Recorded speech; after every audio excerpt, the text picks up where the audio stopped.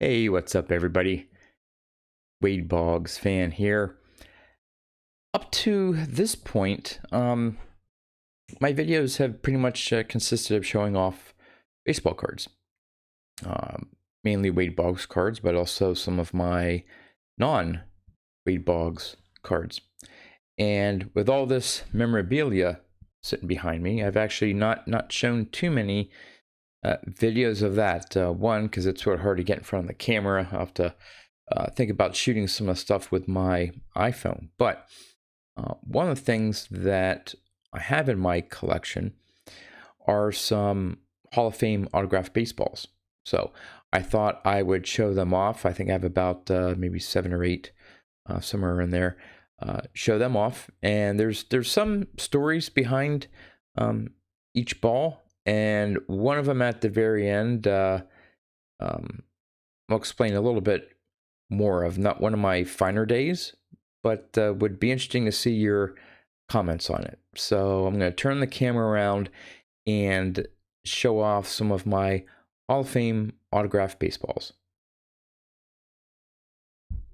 All right, before I begin showing off my Hall of Fame autographed baseballs, if you like my videos, please consider subscribing to my channel by clicking on the subscribe button and the notification bell so you can be informed of when I upload a new video.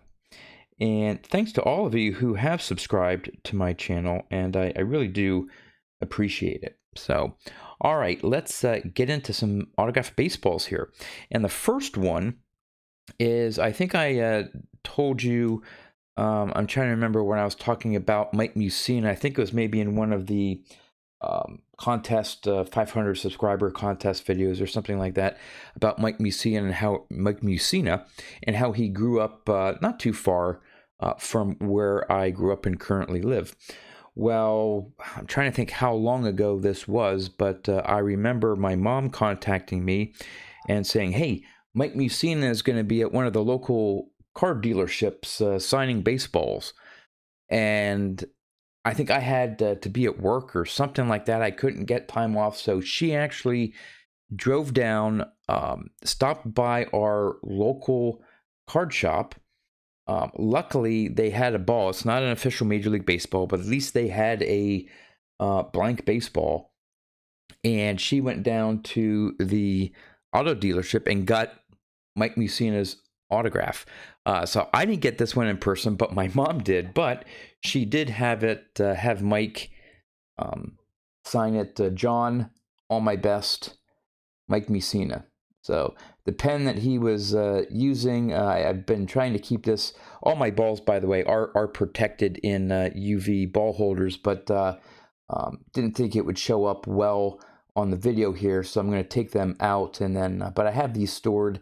But the ink there that he uses, it's causing a little bit of fading, and quite possibly the quality of the baseball that was signed. But so hopefully that won't fade too much more out of time, but I wouldn't be surprised. I think this was during the off season when he was still a player, well before he retired and became a Hall of Famer.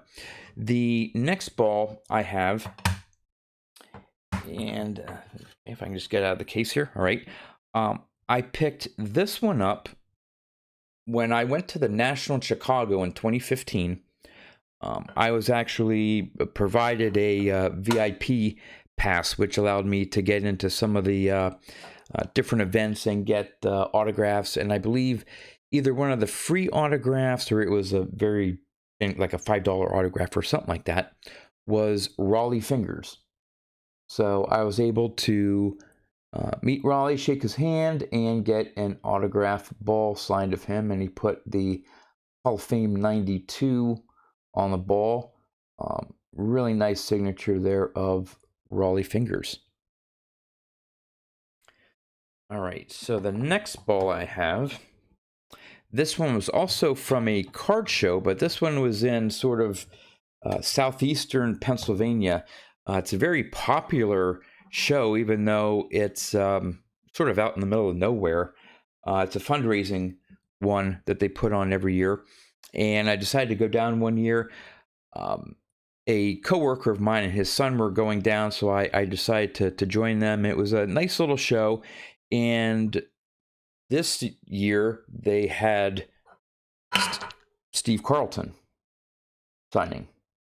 So I got to meet Steve Carlton again, shake his hand, and have a ball signed by him, and he put the Hall of Fame '94 inscription on it. And I think I think I ended up buying the ball at the show, and it's an official Major League Baseball there. So again, I want to be careful holding these on the seams here so I don't contribute to any wear and tear on the ball. All right, the next one, I purchased this at a fundraising event at a sort of like a charity auction.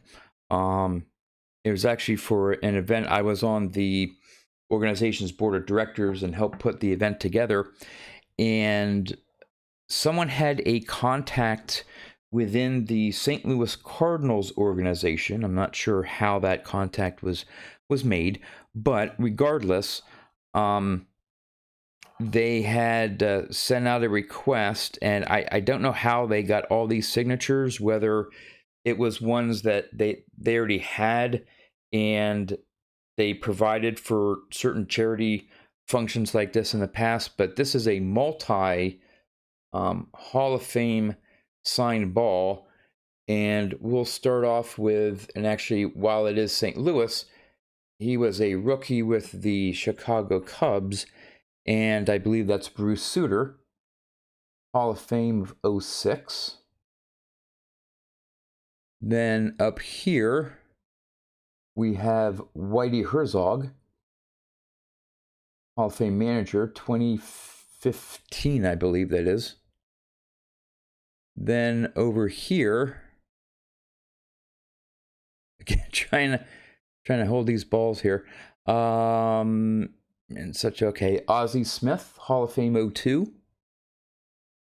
And then the one that's special, very special now, is Lou Brock, Hall of Fame '85. I think it's '85. Yeah, it looks like '85, but Lou Brock's autograph. Okay, there's that one. Just got to get back in the holder. All right. Now, the next couple are ones that I basically just bought from my local card shop, and a lot of these were signed in. And this next one here I've had for, oh my gosh, I probably have had for at least 30 years.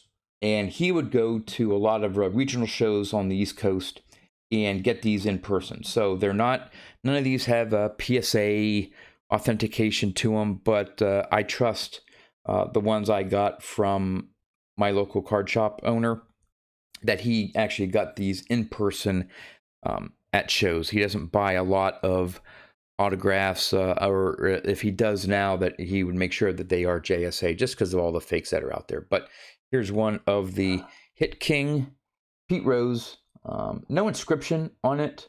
Again, a bit faded, but I've had this again for I bet you at least 30 years. So technically, I called this a Hall of Fame autograph baseballs. I still think, one, Pete Rose deserves to be in the Hall of Fame, and that someday he will. But who knows? The next one here I bought fairly recently, maybe about 3-4 years ago, and had always wanted one. But the fact that I got it with this type of inscription, the Hall of Fame inscription would have been nice, but to me, this inscription says it all, and it is Stan the Man Musial. So the ball has a little bit of fading and discoloration, which is, again, okay. I mean, I'm not a big autographed baseball collector. The fact that I have some of these is It's just fine with me. They don't have to be in mint condition. I have a Stan Musial autographed baseball. So, and it says "the man" in quotes. So really, really cool autograph there. And the next one, again, is a purchase that I probably bought not too far long in that time frame from the Pete Rose baseball. And this one is, some may say, the true home run king. Beyond that, one of the best all-around baseball players in history, Hank Aaron. Nice big autograph there. Again, I may have had this for like 30 years. Again, yeah, okay, it is a major league official National League ball. There's a National League president. I'm not sure who that is, but that may be able to date at least the age of the ball. But that's a fairly old one. And then the last one. All right. I'm sure all of us have a regret, let's just say, in our collection, whether it be a baseball card that, man, I should have, when I had that opportunity, I should have bought that card, or man, I should have never sold or traded away that card, or man, I was stupid for doing this or stupid for doing that. Well, here's my big hobby, stupid. I don't know exactly what I was thinking. I think in my late teens, early 20s. And I had bought this one autographed ball.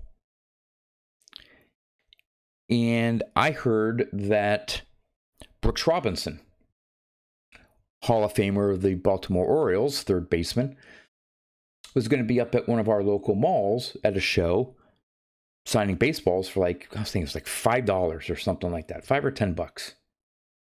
I'm like, ooh, okay, wow.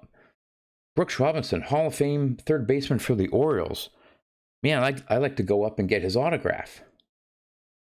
Well, this was short notice. I mean, this was like late morning, and he was only going to be signing from, I don't know, this time to this time, whatever, that day. And I didn't have any baseballs. And I think I maybe stopped by my local card shop. They didn't have anything or whatever. And so I was like sort of stuck on, okay, what am I going to do? And for some reason, I just had to go get Brooks Robinson's autograph that day. So I said, okay, well, here's a baseball that has a Hall of Fame player on it. Well, it'd be cool to maybe have two Hall of Famers on the same ball. So I brought that ball up and I had Brooks Robinson sign it and sign it to John, my best, Brooks Robinson. Okay? So here's the ball that says, to John, my best, Brooks Robinson. Okay? Yeah, this is the ball that I decided to have him sign. Now, again, I'm not looking to sell my collection. I'm not looking to sell this baseball. But if I were, or if I did want to sell this for the autograph that I'm going to be showing you, I shot myself in the foot. Because it takes away from the value. I mean, multiplayer baseballs, if it's maybe all one team, yeah, you can say this or whatever. But yeah, here's the autograph. Mickey Mantle. I had a single signed Mickey Mantle. I must not have owned the Pete Rose, or maybe because Pete Rose at the time wasn't in the Hall, he was banned from baseball or whatever. And that was maybe the only other baseball I had.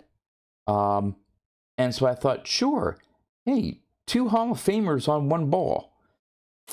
Yeah, now looking back, that probably cut the value of this Mickey Mantle ball in half. But again, it's not.